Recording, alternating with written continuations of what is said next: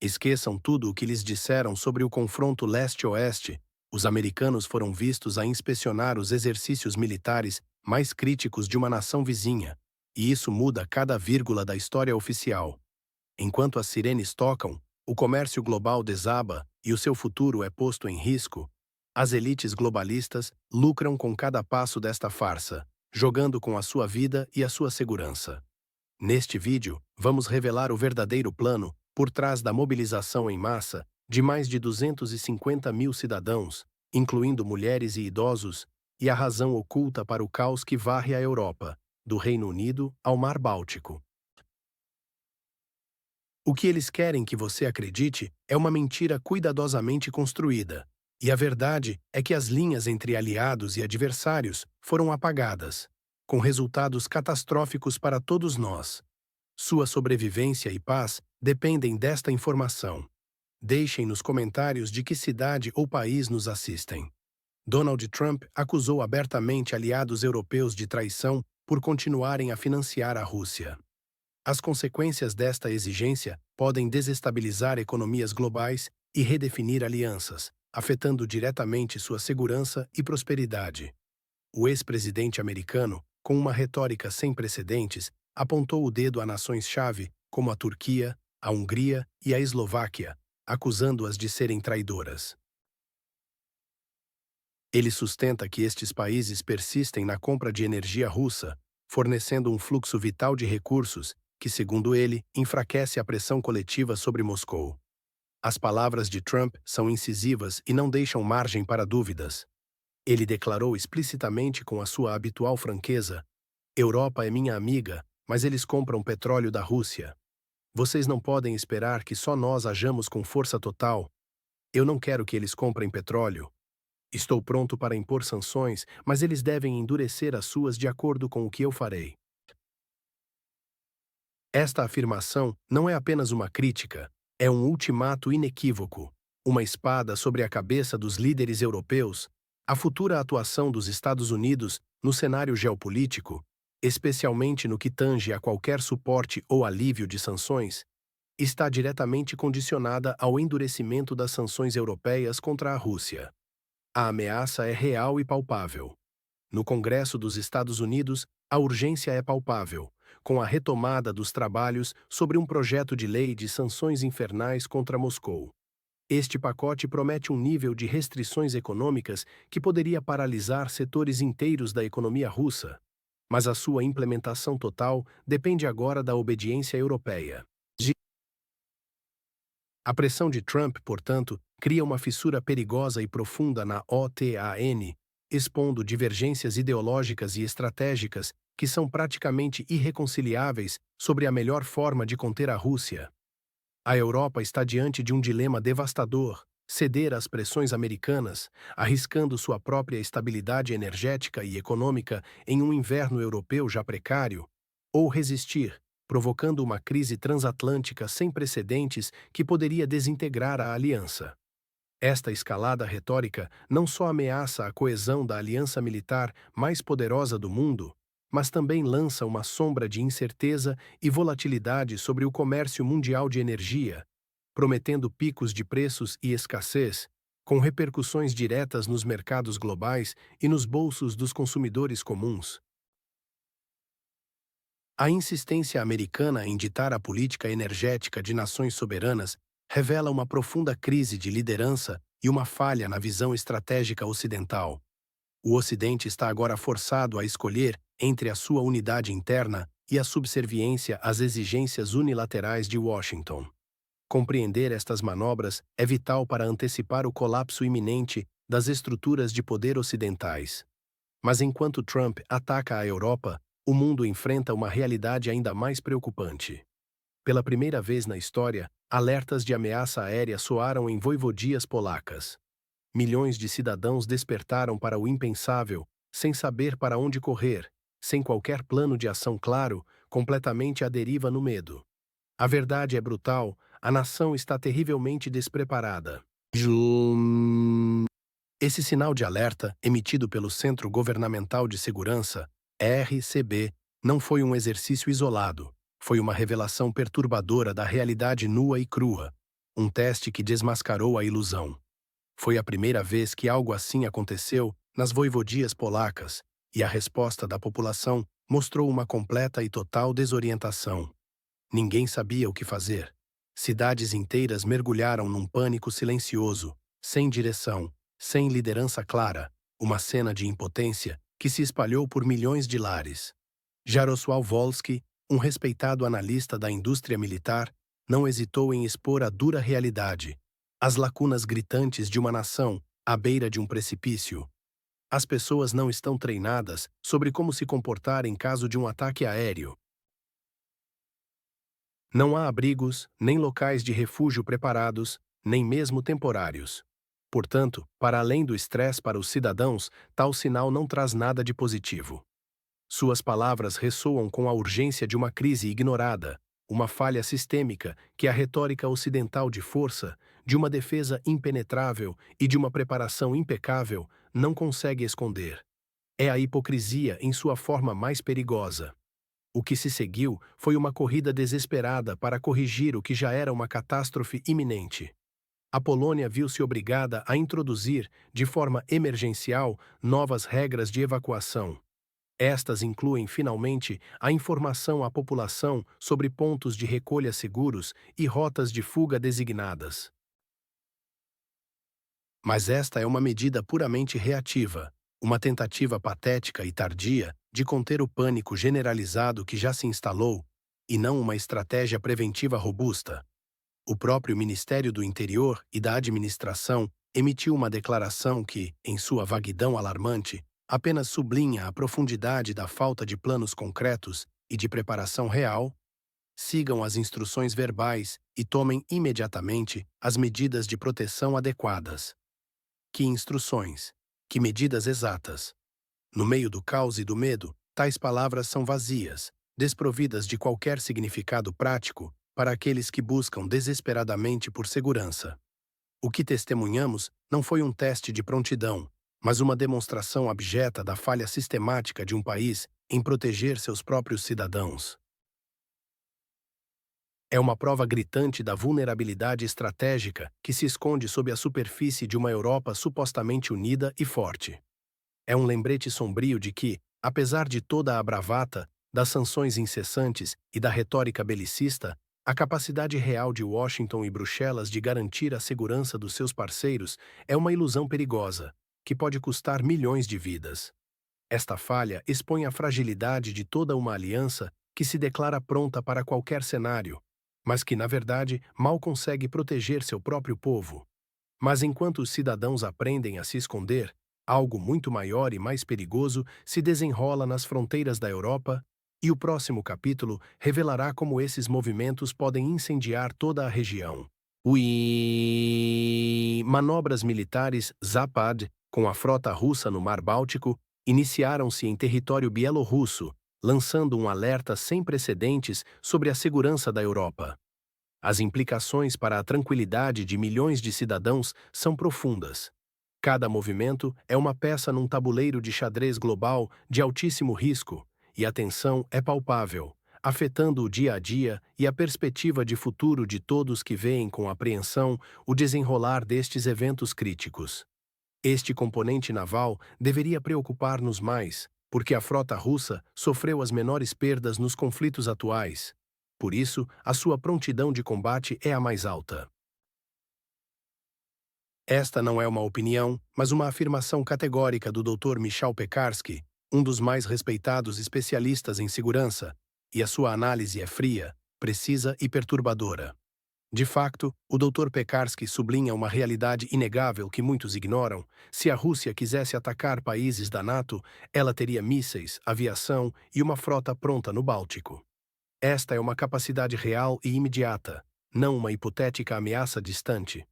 Estamos a falar de uma força naval que, ao contrário de outras componentes militares que sofreram desgastes significativos em operações terrestres na antiga República Soviética, manteve a sua capacidade operacional quase intocada, intacta, tornando-a a mais letal, eficiente e disponível parte das Forças Armadas neste momento crucial. Os exercícios Zapad não são meramente uma demonstração rotineira de força ou um simples treino. São uma manobra em larga escala que mobiliza recursos significativos da frota russa no Mar Báltico, bem perto das fronteiras orientais da Europa e de aliados cruciais da NATO. A dimensão, a intensidade e, sobretudo, a proximidade destas manobras são o que as torna tão ameaçadoras, enviando uma mensagem estratégica clara e inconfundível para o Ocidente.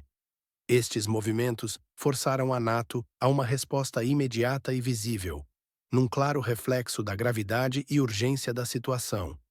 A Aliança Ocidental não hesitou em deslocar helicópteros e 150 soldados para a Polônia, num sinal inequívoco de preocupação profunda e prontidão operacional elevada. Mas não é só isso. Para além desta mobilização terrestre e aérea no solo, a missão Guarda Oriental foi ativada, envolvendo aeronaves de combate de ponta, como os F-16, os poderosos Rafales e os ágeis Eurofighters, que agora patrulham os céus de forma contínua. Uma resposta aérea robusta, vigilante e constante a qualquer possível provocação. A mensagem da NATO é de contenção, de dissuasão. Mas as suas ações demonstram uma profunda apreensão face à dimensão, à complexidade e, acima de tudo, à localização estratégica destas manobras. Este cenário é de uma complexidade alarmante, onde cada lado calibra cuidadosamente as suas ações. Mas o risco de um erro de cálculo é imenso, pairando como uma sombra gélida e perigosa sobre todo o continente europeu. Há uma tensão crescente, um perigo real de uma pequena faísca transformar-se num incêndio incontrolável, com consequências que ninguém pode prever.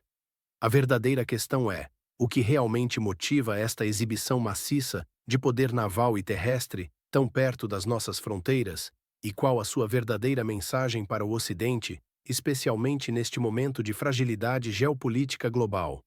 Não perca os próximos passos, pois a verdade por trás destas manobras pode redefinir o futuro da segurança mundial. A Polônia fechou todas as fronteiras com Belarus, paralisando um fluxo comercial chinês avaliado em bilhões de dólares.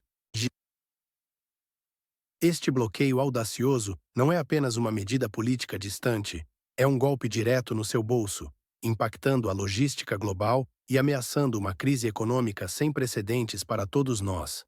A decisão polonesa de fechar todos os pontos de passagem fronteiriços com Belarus foi uma resposta direta às manobras militares Zapad, ocorrendo junto à fronteira polonesa, um movimento interpretado como uma ameaça à segurança nacional. Esta ação congelou 90% de todo o transporte ferroviário de mercadorias entre a China e a União Europeia, um volume colossal avaliado em 29 bilhões e 500 milhões de dólares anualmente. O ministro do Interior polonês, Marcin Kierwiński, foi categórico ao afirmar: "O movimento será retomado quando tivermos certeza de que a segurança dos poloneses está garantida, que não estamos ameaçados por provocações." A China, naturalmente, está exercendo uma enorme pressão sobre a Polônia, pois este bloqueio paralisa a espinha dorsal de suas cadeias de suprimentos com o Ocidente.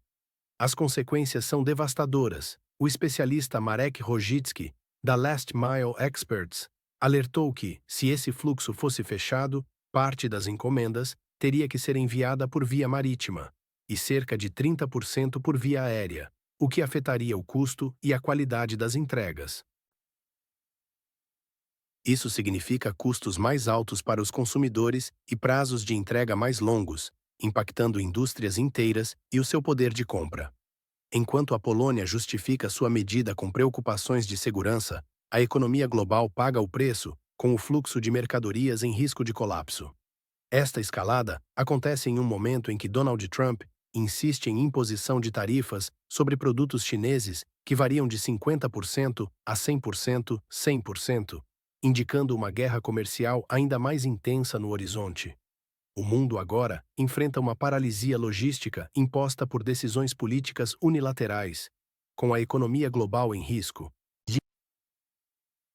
Mas enquanto uma crise se instala no leste europeu, algo ainda mais sombrio acontece. A Grã-Bretanha, nesse mesmo momento, está mergulhando no caos com protestos em massa. 150 mil pessoas nas ruas de Londres. A maior manifestação na história do Reino Unido chocou o país, e até mesmo Elon Musk participou. O país está à beira de um precipício social e identitário, com a própria essência britânica a ser questionada em praça pública, e as consequências aterrorizantes disto afetarão cada cidadão, independentemente de onde viva, desmantelando a segurança que conheciam. Em Londres, 2 grandes protestos mobilizaram até 150 mil pessoas, um número colossal e sem precedentes na história recente do país, demonstrando uma fúria popular incontrolável. O ativista Tommy Robinson, uma figura controversa, iniciou estes eventos, canalizando o descontentamento popular em uma torrente de fúria pública e organizada contra o establishment político e as suas políticas. Entre os oradores que incendiaram as massas, tivemos figuras como Steve Bannon, o estrategista político americano conhecido por suas táticas disruptivas, e, num desenvolvimento chocante, Elon Musk, que participou por vídeo, emprestando seu vasto alcance global a esta revolta popular que abalou as fundações do Reino Unido. As ruas de Londres, outrora símbolos de ordem e tradição, transformaram-se num verdadeiro campo de batalha, com confrontos diretos e violentos entre os manifestantes e a polícia. 26 oficiais ficaram brutalmente feridos, um testemunho chocante da intensidade e da violência inusitada que tomou conta da capital britânica, indicando a perda de controle.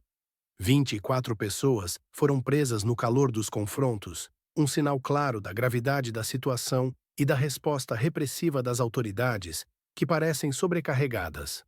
Os slogans dos manifestantes eram claros e angustiantes, revelando uma profunda crise existencial. Zjednoczmy Królestwo, que significa Unamos o Reino, clamando por unidade num momento de divisão, e Rest in Peace, ecoando um luto profundo e desesperado pela Grã-Bretanha, que eles acreditam estar a ser irremediavelmente perdida. O primeiro-ministro do Reino Unido, Keir Starmer, pronunciou-se sobre os tumultos e o caos, afirmando: "As pessoas têm o direito de protestar pacificamente. Isso é fundamental para os valores do nosso país. Não toleraremos ataques a agentes da polícia que fazem o seu trabalho ou que as pessoas nas nossas ruas se sintam assustadas por causa da sua origem ou cor de pele." Mas esta declaração, por mais oficial que seja, soa cada vez mais oca e insuficiente perante a escala do caos e a divisão latente que rasga o tecido social. É um mero reconhecimento da crise, mas sem uma solução visível para a polarização profunda que ameaça a estabilidade. A declaração de Starmer, longe de acalmar os ânimos, revela a incapacidade aparente do governo de conter a escalada da tensão e a fragmentação que agora dilacera a própria alma da sociedade britânica. Os acontecimentos observados não são meros distúrbios isolados, são a manifestação explosiva de um descontentamento arraigado, de uma nação que sente que está a perder o seu caminho, o seu legado histórico e a sua segurança intrínseca e cultural. A Grã-Bretanha, outrora um farol inabalável de estabilidade e ordem, agora cambaleia perigosamente sob o peso de tensões internas sem precedentes, um sinal alarmante e perturbador para o resto do mundo ocidental, que observa com apreensão. A questão central é: será que o Reino Unido pode resistir a esta pressão interna ou está irremediavelmente dividido, à beira de uma desintegração social irreversível? Mas se os eventos na Grã-Bretanha são previsíveis, o que aconteceu nas manobras bielorrussas chocou a todos. Militares americanos apareceram subitamente em manobras bielorrussas, Ocidente. Um evento inacreditável, que ninguém esperava. É um sinal de aquecimento das relações ou uma jogada diplomática astuta de Putin. O que os americanos estavam a fazer lá, no epicentro das manobras russo-bielorrussas? Não é um boato vago, nem uma especulação sem fundamento. É um facto chocante. Forças militares americanas, incluindo o Adido de Defesa dos Estados Unidos, foram formalmente convidadas e estiveram a inspecionar, in loco, as manobras conjuntas russo-bielorrussas, Ocidente.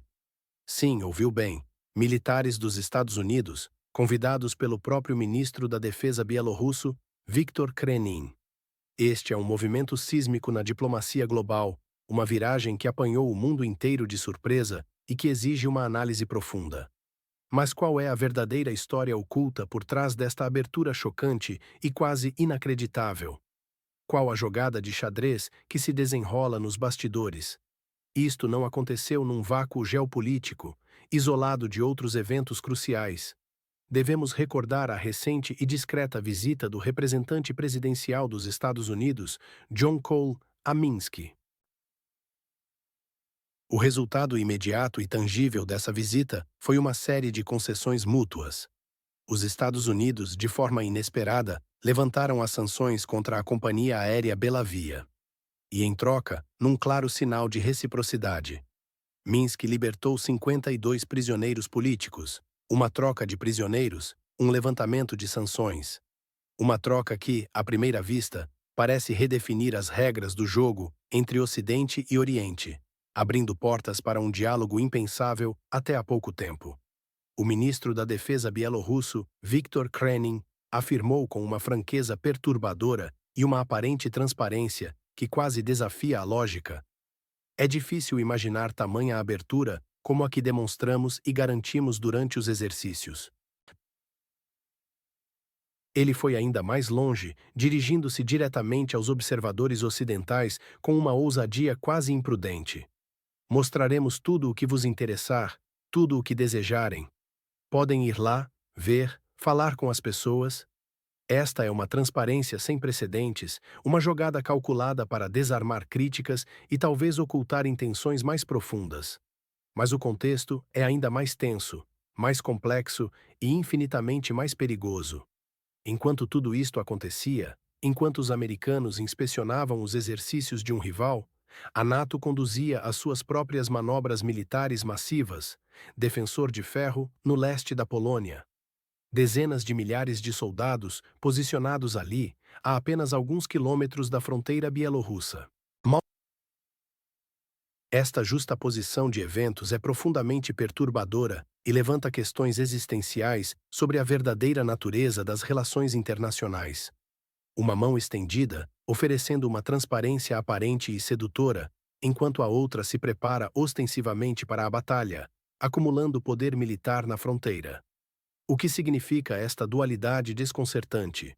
Será um engano magistralmente orquestrado? Uma distração para algo muito maior?